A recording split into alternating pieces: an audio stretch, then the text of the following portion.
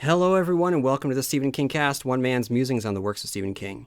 Each week, I will review one entry in the bibliography of Stephen King in the chronological order of publication. And this week, we are going to be examining Frank Darabont's 2007 adaptation of the short story contained within the publication Skeleton Crew, the short story adaptation, of course, being The Mist. So I wanted to start off with a quote from one of the characters in the movie that I think just sums up the entire movie. I'd rather die out there trying than in here waiting. That's pretty much just the odds that the characters have to overcome in this movie. So those of you who haven't seen this movie, I think that you should go out and do it. It's done very, very well. For those of you who don't know, Frank Darabont is the guy that popularized The Walking Dead.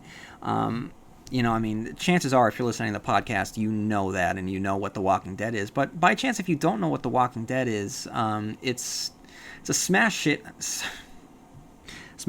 Sorry, this is supposed to be an explicit-free podcast on iTunes, but it's a smash hit AMC show about zombies and survivors in a post-apocalyptic world. And of course, Frank Darabont is no stranger to Stephen King, having directed The Shawshank Redemption and The Green Mile. This is something that he wanted to do. He's wanted to do just a straight up Stephen King, traditional, I guess what we would call Stephen King story. And I loved it. I think that he did an incredible job with it. And so I was really excited to pop it in and watch it. And just so you know, I was watching the black and white version of this movie. So if you're not aware, if you go and you get either the DVD or the Blu-ray, it should come with a special disc or a special option to watch a black and white version of the movie, which is as Frank Darabont intended it to be, because as he states, there's something about Stephen King's story that's a throwback. The story itself is inspired by the movies of Stephen King's youth, those black and white creature features. And Darabont makes a really good argument here, because he says for the argument that it doesn't look real, that's exactly why Frank Darabont pushed for the black and white version, because it creates for a view of the world that doesn't exist in reality. It's such a love letter to the experience of movies. And so with that kind of explanation, it's awesome. You have to watch that version, and it looks beautiful in black and white. I've only seen the regular colored version once, maybe twice. I saw it in the theater, and ever since then, anytime I've seen the movie, I've only watched it in black and white. But it just looks so good, with the introduction over, Frank Darabont's introduction. The Dimension logo fills the screen with a rumbling of thunder, and a smattering of rain before cutting to Thomas Jane, painting a picture that holds no association for the casual theater goer, but caused every hardcore Stephen King fan to jump out of their seats. It's a movie poster for a non-existent gunslinger movie, showcasing what looks like Clint Eastwood as Roland, the Tower, and a rose. It's a beautiful and fun Easter egg that makes every King fan just a little giddy that we're getting a movie by someone who loves King as much as we do. He'll later have Mrs. Carmody utter the line, "My life for you," by the way, which is the trash can man's famous phrase uttered in reverence of Randall Flagg. So I just love these little Easter eggs. And that poster, by the way, is hanging on my wall. It was a gift by author Joe Sherry. So thank you, Joe. Again. The picture, by the way, in this movie, it gets destroyed. So as soon as that happens, I just think that the tower has fallen. And Thomas Jane, when talking to his wife, makes a quick commentary on modern movie posters, saying, that the studio probably will just do a bad Photoshop version of a bunch of floating heads, which is what happens all the time. So anyone that follows movies or follows movie posters will know that it's a nice little dig at modern movies right now. But anyway, kind of going back, before that happens, the title comes up as the family is framed in the picture window overlooking, as they look out onto the lake with the storm rolling across the water. And the title is just very simple. It's just two words. They just appear on the screen over our family, like I said, who watches the lightning storm play out over the lake. And as I stated in other movie reviews, modern day titles are just so CGI heavy. They're events unto themselves. and it's exhausting. And I love moments like this, when a title is just there for a second, it's just there so the audience knows what we're watching, and it's gone. It's understated. It's just what it needs to be. And again, just watching this movie, the black and white is just a great choice. The shadows and the blacks are so deep, so rich. It feels like another time, and it makes this movie a special event. The movie's gorgeous. Gorgeous. I mean, just look at the cinematography of The Day After the Storm, of Billy, walking across, the lawn, framed against the giant tree that's fallen. Or just even the way that the mist rolls in over the lake. It just looks primordial. It looks beautiful in black and white. When we meet Andre Braugher, the movie just totally comes alive. He's screaming, he's swearing at his chainsaw. He does so much with this character. He plays up every unlikable aspect of this character. He's smug, he's bristly, he's irritable. And ultimately, they drive to the grocery store, and they watch the army trucks go racing by. It's ominous. And Darabont makes the wise decision to have the characters discuss the Arrowhead Project rather jokingly, especially when it comes to the rumors that fly out of Mrs. Carmody's store. Thomas Jane specifically plays David as really down to earth. So much, in fact, that his dialogue feels at times, especially in this scene, stilted. It's not a knock against his acting. In fact, I'm going to consider it a point in Thomas Jane's column, but I really can see how some people could miss the acting part and criticize it. I just see it as a guy acting kind of stiff, which is acting. And I think that's perfect for a Stephen King character. Darabont is a master here, just cranking up the tension. It's great. The army trucks race by. The phone's not working. We enter the grocery store. We get to meet the locals, our employees, Mrs. Carmody, and just meeting everyone through the perspective of David is a throwback to the type of storytelling that Darabont had referenced earlier. It feels like something out of It's a Wonderful Life, and again, that's completely complimentary. And then while everyone waits in line, we get small talk among the locals. We get the army boys who enter the store with the military police right behind. There's enough intrigue to keep us on the edge of our seats. And then outside, the police and fire trucks go screaming down the road. The tension that I referenced increases. And then, the siren. Fans of the video game Silent Hill will recognize what the siren means when it comes to fog. It's a dreadful sound. I got goosebumps right now just thinking about it. It's horrifying. It's ominous. It's the voice of an insect god pronouncing the coming of the mist. Seconds later, Jeffrey DeMunn comes running towards the grocery store. With the character of Sally, who clasps her hands over her mouth, her utterance of, "Oh God," is the recognition that the characters have been holding back the feeling of deep unease.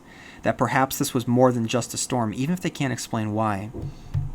Jeffrey DeMunn's introduction speaks to the wrongness of the situation. What's he running from? Why is he bloody? And while there's no immediate connection between his appearance and the sounding siren, the two events are inextricably linked. It's clear that something bad has happened, and something bad is about to happen. Jeffrey DeMunn, by the way, is a walking Stephen Kingism, an actor that has appeared in multiple Stephen King movies, including The Shawshank Redemption, The Mist, The Green Mile, and Storm of the Century. Aside from Mrs. DeMunn, we also have Frances Sternhagen, who has appeared here in The Golden Years and Misery, and William Sadler, who appeared in The Green Mile and The Shawshank Redemption. But going back, William DeMunn screams, Jeffrey DeMunn screams, "There's something in the mist." The siren sounds, the mist rolls in as people scatter like ants over the parking lot. The fog fills the camera, and then screams emerge from the mist. We're trapped while milky white fog presses against the glass. The earthquake hits, and at this point, we're only 14 minutes in. Frank Darabont is not at all wasting any time. He knows that he has to get right to the meat of the story. In the aftermath of the earthquake, chaos begins to take hold over our survivors, trying to make sense of what's happening, talking over each other, almost everyone talking but not to each other. And then Dale warns everyone not to go into the mist, and Carol says she has to get back to Sophia, or rather, Jeffrey DeMunn warns everyone not to go into the mist, and Melissa McBride explains that she has to get back to her kids. It's a bad joke that fans of The Walking Dead might catch. McBride really, though, does a great job at selling her desperation, tears in her eyes, her fright. But good God, does Darabont go a little overboard by including the Stephen King line, "Won't anybody see a lady home?" It's reasons like this that I believe that Stephen King dialogue doesn't really work very well outside of the printed page. On paper, in the books, the words sound like great stylized approximations of conversation, but read aloud in another medium, they really sound hokey. And this seems way too on the nose. The guilty looks from the survivors is enough. We can feel their shame at not helping her reunite with her children. Her vocalizations are unneeded, and to me, they undermine the effect of the scene. Though, I will say Darabont does make the point at providing an exchange between she and Thomas Jane, who states, "I have my own kid to worry about." The act is understandable, but out of context, can be interpreted as selfish, and when she says, "I hope you all burn in hell," it's less of an exclamation of frustration and more of a curse on the people that won't help her when she needs it the most. It's a curse that ultimately comes true. And of course, I'm referencing the much-debated end of the movie, which I'm going to get to later. McBride casts one accusatory last glance at those she leaves behind and heads into the unknown, armed only by her love of her children. And then comes the first big moment in the movie, with the backroom generator reveal of the tentacle and the acknowledgement that there are things in the mist. First, when Tom Jane shuts off the generator, he stumbles around in the dark and hears something. At worst, something big pressing against the door. Now, Darabont here makes the wise decision to show us exactly why Myron and Jim wind up being so hard-headed about opening the door. When Tom Jane says, "You guys don't seem to understand or are trying real hard not to. Are you guys being willfully dense?" He unwillingly encourages them to open the door simply to spite his smug attitude. Yeah, David's coming from the right place, but completely manhandles how to go about it. If I was back there, I'd throw open that door. He really does come across as condescending. And in contrast, Jim and Myron come across pretty reasonable at first. Their reference to Hollywood is not the primary focus of their argument. And the truth is, when Jim very reasonably states that he doesn't appreciate being talked down to, which he was, by someone who could afford to go to college, I get it. The scene then becomes a pissing match. One that began when David Drayton insulted their intelligence. Ollie, though, through dialogue, provides what King wrote in the passing description about them needing to do this because it's something they can do, and in doing so makes them feel safe. But to me, that's not why they're doing what they're doing. That might be a part of it, but to me, it's all because David insulted them for really no reason whatsoever. And I'm going to talk a little bit about David some more in a bit, but I want to get to the good stuff here. The first tentacle comes out of the mist. It grabs Norm's leg. The scene is intense. It's slow. Norm's death takes time as more and more tentacles slide under the door. It's filmed well, okay? But it presents a major issue I have with this movie, and that's the CGI. The CGI doesn't look bad in black and white, but it doesn't look great. For a story inspired by the creature features of the 1950s, the inclusion to digitalize the creatures is a poor choice in my estimation. I mean, think about how much better the movie would have looked if, rubber slime-drenched tentacles wrapped around the actors, and the actors had to play off something physical and tangible. But soon after, getting back to the narrative here, Norton feels that he's being made fun of, and Darabont films the scene well. From Norton's perspective, I completely understand why he'd think that. Norton lets loose on the townies, and being the lawyer that he is, his argument makes sense. It's a raw scene, quiet in its anger, and it's all because of the brilliance of Andre Braugher, with his unblinking, judging eyes. His whole body just seethes with anger. And it's little touches like how he begins to say F you, barely gets the F out before the anger within him completely takes over. He's so angry he can't even form words at this point. Or how he lets David know he's glad the tree smashed the boathouse. It's a moment like this that feels raw and messy like real life, and just keeps the story from being more than just something about tentacles. Yeah, I mean, as funny as it sounds, it's about the people who have to survive the tentacles. And again, As I mentioned before, David shows that he just doesn't know how to handle the situation. He physically grabs Norton and threatens to drag him into the back room. Of course, Norton does not respond well to this. This is the third time David has screwed up a situation. His first is his response to Melissa McBride, the second is talking down to the other townsfolk, and now there's this. It's a great touch to make him so flawed. He's our point of view character, but he's not a hero. He's not a leader. He doesn't know how to work with others. He's bullheaded, he's irritable, he's condescending, he can't command. With that said, there is something likable about him. He's not a monster. He's not particularly charming, but Tom Jane infuses him with enough likability to mask the other qualities that are out there, but hidden. Now, I don't recall noticing the negative qualities the first time around. Like I said, I think that it's a great touch. It gives credence to the other characters, the Jims, the Myrons, the Nortons, and gives everyone more texture all around to their characters. And speaking of characters, we've got Mrs. Carmody. So let's talk about Mrs. Carmody for a second, okay? Darabont teases her in the store, giving us glimpses of her talking about death in the midst and judgment. Because we know how to watch a movie, we understand that she's going to become a problem. If she wasn't, then Norton and David wouldn't have mentioned her in the car. Now, with that said, Marcia Gay Harden's performance is electric. She does a great job with this role, and from watching it, it's clear she would have made for a great Margaret White as well. Darabont knows that she can handle the insanity and lets his camera linger on her. Just look at the bathroom scene. The finals are Monday night, and now you can trade on football legally, nationwide, on Kalshi. Right now, Miami is trading at 27% to beat Indiana. That means a $100 trade pays out $352 with the win. On Kalshi, you're trading against your peers in a live market, meaning there's no house. And as the odds change, you can buy in and out of your position all game long. For a limited time, download the Kalshi app, use code IHEART to get $20 when you trade $100. KALSHI, Kalshi. Trade on anything. It's an extended take of her talking to God, the tears running down her face.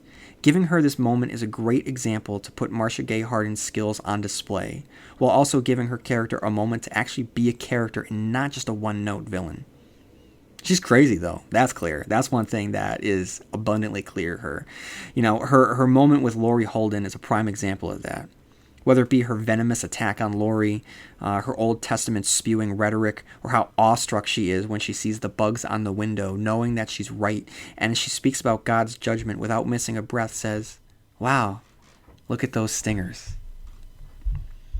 Later, we have our three camps at war with each other.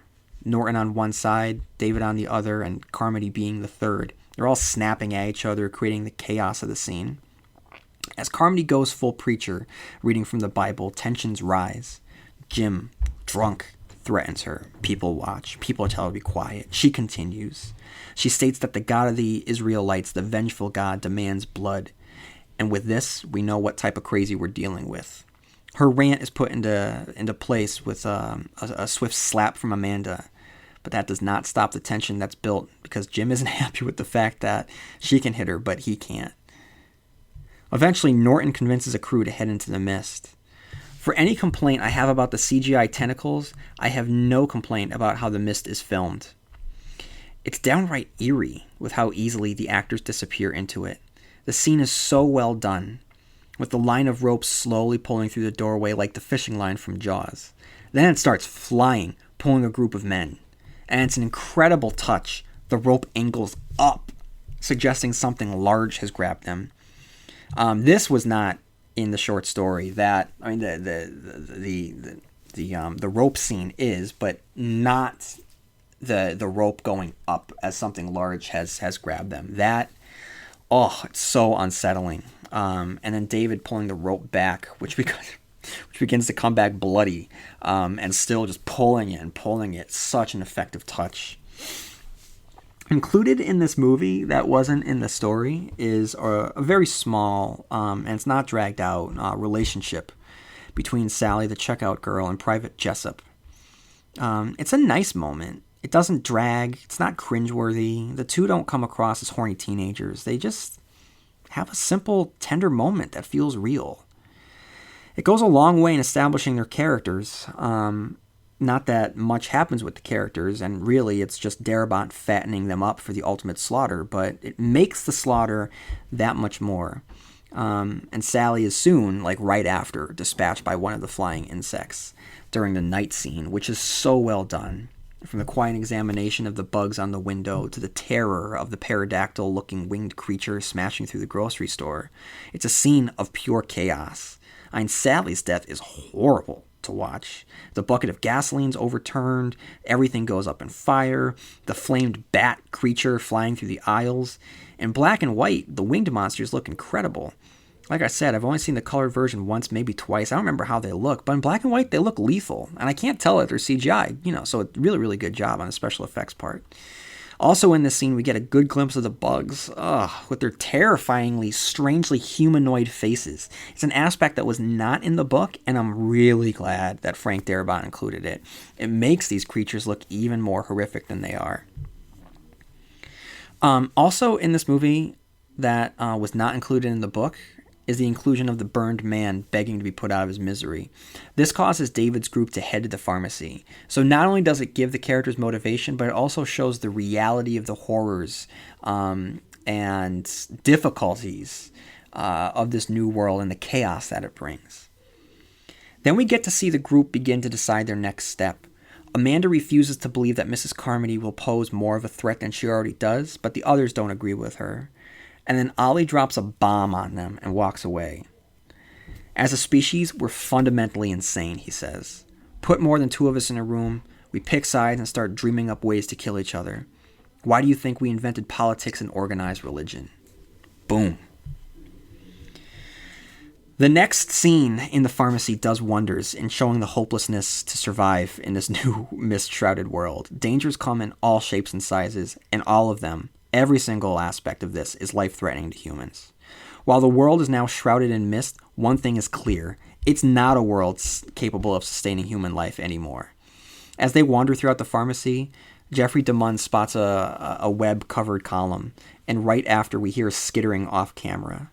Then the camera pans up to see a cocooned human, and William Sadler's reaction to the realization that there are spiders is exactly how I would react. The overwhelming exhaustion of terror is dead on. Tentacles I could do. I could handle tentacles, sure. But spiders, no. No thanks. My brain would check out so quickly. I would be a walking zombie extra in The Walking Dead. I have two fears in life. No, actually one fear in life. And that is walking down the street and all of a sudden getting caught up in a giant web and being eaten by a man-eating spider. Or flying over the Amazon for whatever reason. Running a business is hard enough, so why make it harder with a dozen different apps that don't talk to each other? One for sales, another for inventory, a separate one for accounting. Before you know it, you're drowning in software instead of growing your business. This is where Odoo comes in. Odoo is the only business software you'll ever need. It's an all-in-one, fully integrated platform that handles everything. CRM, accounting, inventory, e-commerce, HR, and more. No more app overload. No more juggling logins. Just one seamless system that makes work easier. And the best part, Odoo replaces multiple expensive platforms for a fraction of the cost. It's built to grow with your business, whether you are just starting out or already scaling up. Plus, it's easy to use, customizable, and designed to streamline every process, so you can focus on what really matters, running your business. Thousands of businesses have made the switch, so why not you? Try Odoo for free at odoo.com. That's ODOO.com. And my plane goes down, and in the bowels of the Amazon, again, I get caught up in a giant web from a man-eating spider. Are the chances very likely that this will happen? No, but it might not be a probability, but it is a possibility. So anytime there is a man-eating spider on screen, it gets me. William Sadler's reaction here is pretty much exactly how I would react, except he's well more put together than I would react. Darabont here includes a scene that wasn't in the novel, with the military policeman giving birth to little spiders. It's gross. It's horrific. It's gruesome. And just when we think that we can't handle the threats, a giant spider emerges from the mist in the doorway. And so it's just spider-tastic. There are spiders everywhere in all shapes and in all shapes and sizes. And every single spider has a humanoid face. It's so disturbing and so creepy, so well done. The military policeman that I referenced, by the way, he apologizes and he claims that it was all their fault. This causes our heroes to seek out answers, which is for the benefit of the viewers who want clear-cut explanations here. Just as in the book, 2 of our soldiers have committed suicide, which leaves the 3rd to provide answers. And this allows for a scene in which he can then be offered up as a sacrifice to the growing cult. Darabont knows that the true horrors in this story are the humans, so he knows that he has to make the sacrifice count. And it's as brutal as any spider or tentacled creature. The scene builds to the point in which the soldier is unexpectedly stabbed, then purposefully stabbed again and again. And Darabont lingers on the scene. He doesn't cut away. The crowd screams first in terror, then in exultation. The soldier screams in agony. They carry him to the door, and a move that has to be purposeful, he braces himself against the door in a futile attempt to be forced into the mist. This, of course, echoes the death of Norm, who did the same thing as he was pulled into the mist. With this mirroring, Darabont is reinforcing what I said earlier, that the humans are just as awful, just as monstrous as the creatures themselves. The lieutenant places his hand on the door and begs as a hulking monstrosity emerges from the fog, an alien god arriving for its sacrifice. Now this only emboldens Carmody, who now claims to be God's vessel. She swills milk like a boss and struts around the grocery store with a dangerous congregation to back her. The scene plays out with much more dangerous menace than I remember it did in the book. The crowd just seems larger to me, more bloodthirsty. And Darabont captures the chaos, the bloodthirst. And suddenly, the milk bottle shatters. Carmody drops. Ollie. Just as in the book, the most heroic character is Ollie. He stands up to others when the time calls for it. He speaks up for rationality. He knows how to shoot the gun. He uses it even though he doesn't want to. He puts an end to Carmody's blood rain. Carmody, meanwhile, lies in a Christ-like pose in a pool of her own blood. But Ollie's heroism doesn't grant him any good, because in the mist-drenched world, the gods of Carmody's wrath come down upon him, tearing him in half and dropping his body parts like they were crumbs. The crew scatters. Lost to the fog, there's no hope for those that don't make it to the car. Now in the car, our heroes flee, and it's here that we get the sense that the world is completely overrun with fog and monsters. It's imperative for Darabont to establish this because of how he chooses to end the movie. Now, last week I talked about how I was going to discuss the ending in this review, so here we go. In the book, David is our narrator, and it's revealed that the survivors have lived and despite all odds are pressing on until they find a place without the mist. But here, in this movie, the ending is different. After driving, discovering that the world is overrun with corpses, with mist, with spider webs, with tentacled and clawed beasts, behemoth whose back scrape the sky, David just loses hope. Hope here is represented by the amount of fuel in the Jeep. When the movie came out, a friend of mine pointed out the suddenness of David's actions, and that he said it was too soon for him to just kill everyone in the car. Because basically what happens is the car stops, he pulls out his gun, he shoots everyone. But to me, it's purposeful, and it's symbolic that the action comes about as soon as the Jeep runs out of gas. Hope is like fuel. Without it, the car won't start. There's no chance of going forward. There isn't a little bit of gas. There's no gas. When you're drained of hope, there's no hope. There's no little hope. There's nothing. There's only despair. And despair is just the absence of hope. Oof. It's bleak, man. It's bleak. It's a dark ending. A man murders his kid. We know that he's trying to save him from a painful death, but it's still a father murdering his son. It's even worse knowing that in the seconds after the murders, the army comes to save the day. And with the army, we see Melissa McBride, who'd left the store with a curse to them all. Her actions had been in the service of others. She was filled with hope that she'd be okay, hope that her children would be okay. David, on the other hand, surrendered his hope, and as a result, he's damned to an existence of living torment.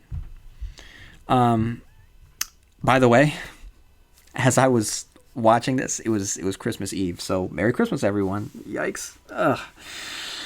So now has come the time to break down the book versus movie in a comparison. So first, I am going to examine David. I'll just start with David. Who's better, the book David or the movie David? I'm going to go with the book because as much as I like Tom Jane, as much as I had... I just realized that I could have made with the death of his kid, I could have made an Arrested Development, I just want my kids back joke, which would be an awful taste. But I think that Tom Jane does a good job, but unless the character does something truly magnificent on screen, I tend to go with the main characters from the book. Because there is something stilted in his delivery and his performance, which, like I said, I think is purposeful. But for whatever reason, I just go with the book. Norton, I'm going to go with Andre Braugher because he's awesome completely in the movie. He's just great. I mean, it makes me wish that Darabont had made the decision to beef up his character more. And I think that the movie loses something when he goes out into the mist, because he's just electric every time he's on the screen. And then we have Amanda. Who's better in the book or movie? Well, it's not so much I'm going to go with the movie on this. It's just that her involvement in a scene from the book was cut out smartly by Frank Darabont, and that's a sex scene. And as you know, that I came down on it last week in the Stephen Kingcast review of the short story, or the novella, whatever you want to call it. Darabont just did not want to include a sex scene because it just would have come across as gratuitous and out of place and just adulterous. It really I don't understand why King did it. And I'm glad that Frank Darabont made the decision not to do it. So because it involves the Amanda character, I'm going to give a point to Amanda in the movie. And we have Mrs. Carmody.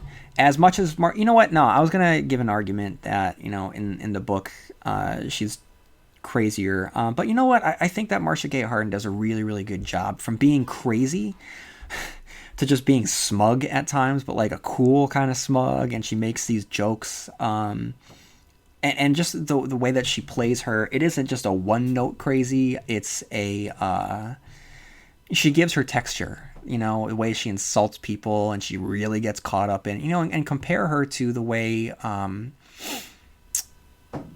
what's her face? I'm drawing a blank for some reason, and I'm stalling because I think that's going to, Julianne Moore. Got it. I knew it was going to come to me. Contrast this to the way that Julianne Moore most recently played Margaret White in the Carrie remake, and it was very understated and very quiet, but it was very just unrelenting, right? Kind of one tone. This is more in line of just the crazy Piper Laurie-ish way of playing this particular type of character. And Piper Laurie famously acted as though she was in a comedy. And in some ways, Marcia Gay Harden kind of does the same. So Marcia Gay Harden gets a point there. And then really what it comes down to is the ending. What's better, the book ending of hope or the movie ending of despair? And I really like what the bold choice that Frank Darabont made with the ending. So guys, I'm coming down in favor here of Frank Darabont. I love the book. I love it. And at times, though, I think the movie's kind of hokey with the dialogue. I'm going to go with the movie.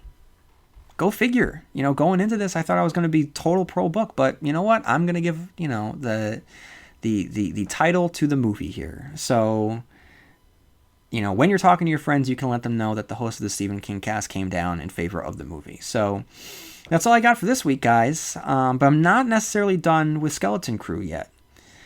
Because next week I am going to be reviewing a movie, a very, very recent movie, actually while keeping in theme of The Walking Dead. The movie stars Chandler Riggs, who plays Coral in The Walking Dead.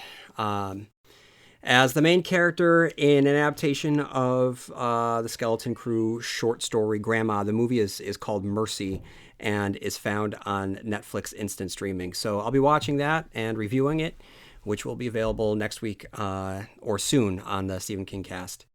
I didn't expect to do it, but I'm gonna go there, get it done before moving on to the next story in the chronological order of publication. So everyone, thank you for listening to this review of The Mist, Frank Darabont's The Mist, and we're going to continue our exploration of all things Skeleton Crew in the next few weeks. And if you have any time on your hands, please leave a review on Apple Podcasts and give me all your thoughts on Stephen King by writing into the Stephen Kingcast at yahoo.com. You can follow me on TikTok, on Blue Sky, on Instagram, and on Facebook. And may you have long days and pleasant nights. And I will see you here next week where MOON spells Stephen Kingcast.